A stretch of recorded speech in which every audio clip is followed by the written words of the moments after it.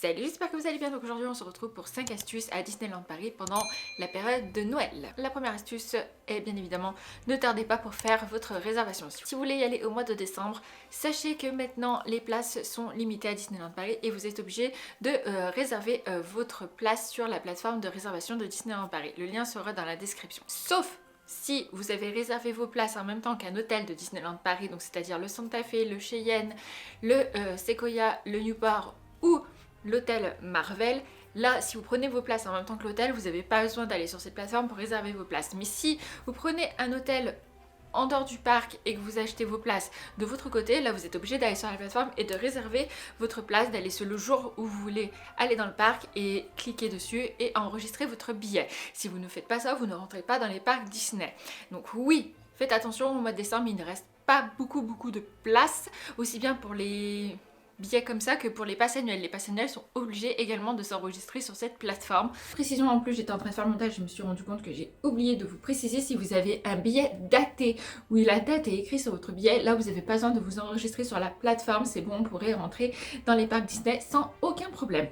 Également, niveau réservation, ça ne concerne pas que les entrées au parc, ça concerne également les hôtels. Les hôtels sont également pris d'assaut, vu que le mois de décembre est un gros mois comme je vous disais. Et le plus gros du monde, ça va être jusqu'au 1er janvier réellement dans le parc, où là ça va être explosé, surtout les fêtes de fin d'année, les vacances scolaires de décembre.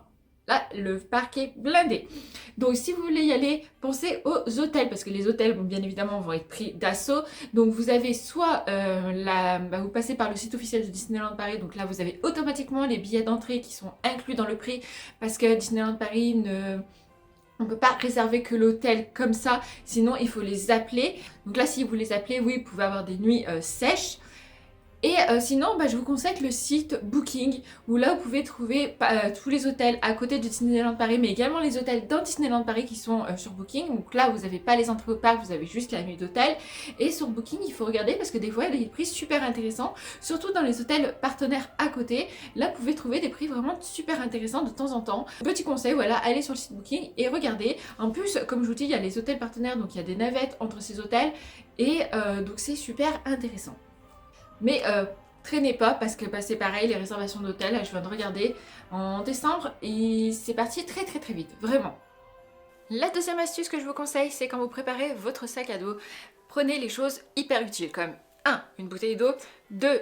Une paire de chaussettes de rechange, oui, parce qu'à Disney, si vous partez en hiver, il peut soit pleuvoir, soit neiger et avoir les pieds mouillés. Si vous n'avez pas des bonnes chaussures, donc prévoyez également des bonnes chaussures, c'est une catastrophe. Passez votre journée les pieds mouillés, je vous jure qu'il n'y a rien de pire. C'est horrible, donc prévoyez au pire une petite paire de chaussettes, ça prend pas de place dans le sac à dos franchement.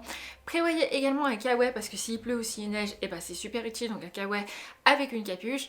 Et prévoyez une batterie externe avec son chargeur. Voilà, c'est les 5 choses qui pour moi sont vraiment obligé, on est obligé d'avoir ça dans son sac à dos. La troisième astuce que je vais vous donner, c'est organiser votre séjour. N'y allez pas comme ça, à part si vous connaissez le parc de A à Z et que vous savez quoi faire, ça c'est bon. Mais si vous y allez que pour la première fois ou même la deuxième fois, prévoyez votre séjour en amont. Quand vous arrivez sur le parc, première chose que vous faites, c'est lancer l'application officielle de Disneyland Paris. J'ai déjà fait une vidéo là-dessus. L'application de toute façon s'appelle Disneyland Paris. Vous téléchargez cette application, elle est vraiment super utile. Et la première chose que vous faites quand vous arrivez dans le parc, c'est vous lancez l'application et vous regardez dans quel land vous avez le moins d'attente et vous allez dans ce land et vous faites toutes les attractions de ce land. Ne faites pas une attraction, par exemple Star Tour qui est à Discoveryland et après passer à Adventureland, après passer de nouveau à Disco. Non, mais vous allez perdre un temps fou si vous faites ça. Non, organisez-vous, faites land par land et vous allez perdre beaucoup moins de temps en faisant ça. Aussi, prévoyez que pour Noël, il y a énormément de spectacles, dont la merveilleuse parade qui passe 2 fois par jour, donc ça à ne pas louper. Il y a le spectacle à Vidéopolis Chantons Noël, ça également prévoyez. Donc regardez à quelle heure sont les spectacles et prévoyez également d'être pas très loin. Donc par exemple Chantons Noël, si c'est à 14h50, prévoyez d'être dans le land Discoveryland par là. Comme ça, direct, vous allez vers le spectacle. Comptez d'y aller un tout petit peu avant parce que la salle est petite Et si vous voulez vous asseoir, et ben il faut y aller un tout petit peu avant. Prévoyez parce que décembre est un gros mois à Disney et donc qui dit gros mois dit beaucoup de monde. Et également si vous voulez faire des rencontres personnages, parce qu'il y a des rencontres personnages habillés en costume de Noël comme Stitch qui est merveilleusement beau, ou si vous voulez aller voir le Père Noël ou Tic et Tac ou enfin voilà, ou d'autres personnages habillés pour la saison de Noël. Il y a Dingo aussi, il est très beau habillé en Noël. Et bah prévoyez également, regardez où se trouvent les personnages, donc ça vous voyez également sur l'application de Disneyland Paris. Et pareil, là vous organisez où vous dites attention je vais faire ça. Donc prévoyez par contre que par exemple Stitch, il y a énormément d'attentes et de monde pour voir Stitch. Donc si vous voulez voir Stitch, je vous conseille d'aller au début de quand ça ouvre le matin. Je crois que Stitch il est là à partir de 10h. Genre faites la queue à 9h30 hein, clairement. C'est Stitch est très vite pris d'assaut et vous pouvez attendre très longtemps. Donc attention également si vous faites des petits séjours à ne pas perdre trop de temps justement dans la file d'attente des personnages, parce que comme je vous dis il y a des personnages qui peuvent être très longues et vous perdez du temps, donc ça c'est dommage en quelque sorte. Voilà. Après c'est à vous de voir si vous voulez vraiment voir le personnage, ok, mais attention si vous faites un petit séjour et vous comptez pas revenir tout de suite à Disneyland Paris, c'est à vous de juger quelles sont vos priorités, mais c'est des petits conseils que je peux vous donner. La quatrième astuce, c'est réserver votre restaurant. Alors attention, les réservations se font également sur la plateforme de Disneyland Paris où vous pouvez appeler carrément Disneyland Paris et réserver les restaurants. Sauf qu'il faut savoir que certains restaurants sont pris d'assaut et donc il n'y a plus de place carrément pour le mois de décembre. Mais après, tentez, regardez la plateforme, regardez, appelez Disneyland Paris ou vous pouvez aller le jour même voir dans le restaurant. Mais il y a des restaurants où même si vous voulez y aller le jour même, c'est sûr que vous passerez pas, comme le restaurant de Jack de Pirates des Caraïbes, ça c'est clair que vous n'allez pas passer si vous n'avez pas de place, et le bistrot chez Rémi, vous pouvez tenter mais à mon avis vous allez vous faire refouler si vous n'avez pas de place. Par contre le Plaza Garden, vous pouvez y aller sans réservation, vous risquez d'attendre un petit peu mais vous pouvez avoir de la place. Et après l'autre solution c'est si... alors il y a deux solutions pour manger si vous n'avez pas de réservation dans un restaurant. C'est sur la plateforme de Disneyland Paris, il y a plusieurs restaurants que vous pouvez réserver votre menu et aller le chercher dans le restaurant. Voilà, donc par exemple pour le café Hyperion, ils font ça, c'est super bien. Vous allez sur la plateforme, vous sélectionnez le café Hyperion, vous commandez tout ce que vous voulez et quand vous allez au café Hyperion, vous dites vous êtes là, vous récupérez votre plateau et vous allez vous asseoir. Donc ça c'est vachement cool d'avoir mis ça en place. Il y a le Hakuna Matata qui participe à ça et il y en a d'autres, mais allez voir sur la plateforme. Et également en hiver, si vous n'avez pas de réservation, le truc qui est super utile et qui est pas très cher, c'est les chalets gourmands. Il y en a à Fantasyland, mais il y en a surtout au Walt Disney Studios. Il y en a beaucoup là-bas. Et oui, vous pouvez carrément manger parce qu'il y a des plats chauds, il y a des desserts, il y a des boissons. Donc si vous n'avez pas de réservation dans les restaurants, ce n'est pas grave au mois de décembre. Voilà, pensez aux chalets gourmands.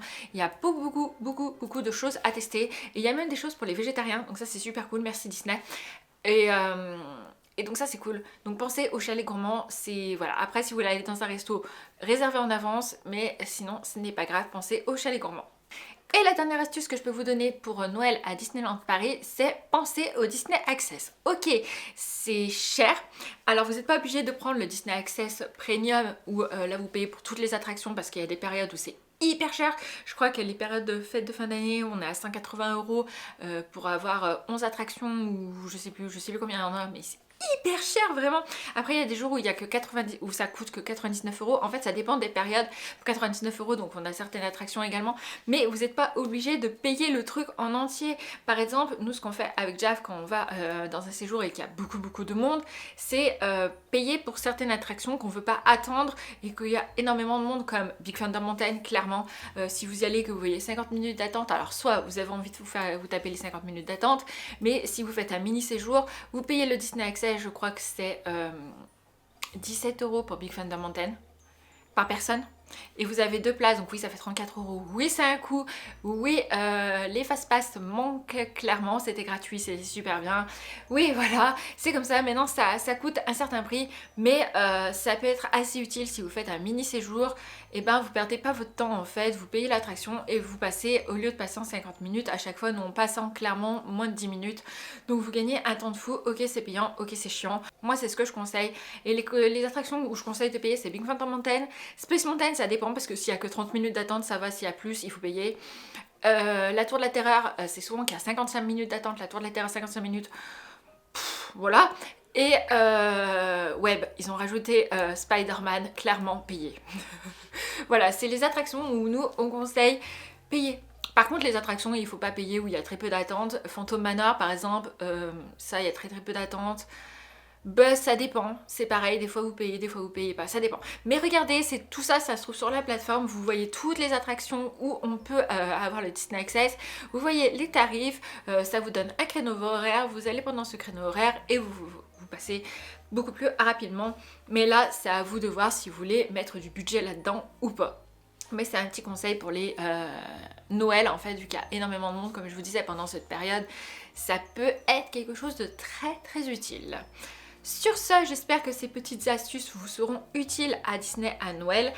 Dites-moi dans les commentaires si vous comptez y aller, à quelle date vous y allez. Nous, on y va très bientôt. J'ai hâte de voir toutes les décorations de Noël, j'ai hâte de voir tout ça. Je vous fais d'énormes bisous, prenez soin de vous et à très bientôt.